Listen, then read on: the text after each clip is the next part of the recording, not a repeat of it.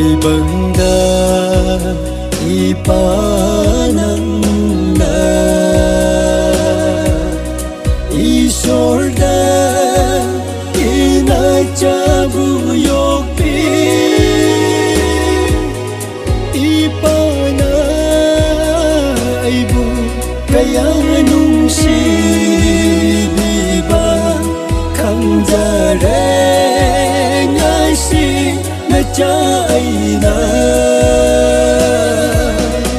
o ipa aigi ipa nachana nangbu ngairiye pambiko isorgi wahaidu halagla roida amukhanna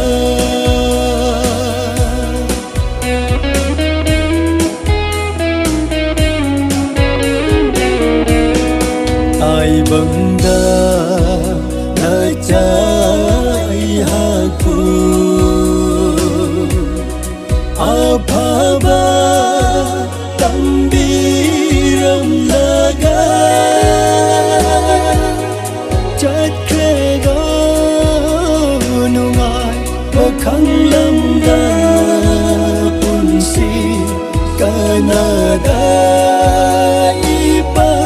kau jagani o ipa aigi ipa nachana nangbu ngairiye pambiko isorgi wahaidu halagla roida amukhanna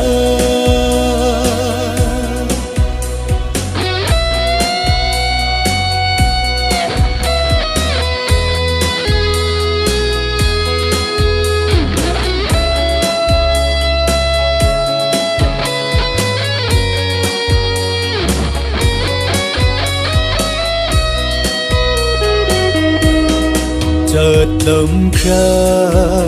basu ipana lakini no malam biduda iyum na tene ai bang pala sidi unaki gani sargaduda o ipa aigi ipa nachana nangbu ngairiye pambiko isorgi wahaidu halagla roida amukhanna halagla